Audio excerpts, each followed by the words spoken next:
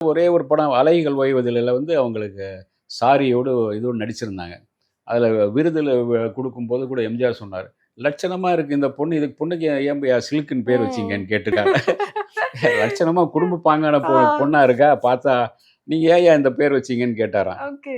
அதுக்கு வந்து சில்க்கும் சிரிச்சிட்டு ஓரமாக போயிடுச்சின்னு சொல்லுவாங்க. ஆ. அதனால் அவங்களுக்கு ஒரு ஆசை இருந்தது. அதுக்கு பிறகு வளர வளர அதுக்கு பிறகு ஒரு தன்னுடைய லைஃப்பை வந்து வேறு மாதிரி குழந்தைகள் பார்க்குறோம், இது பார்க்குறோம்.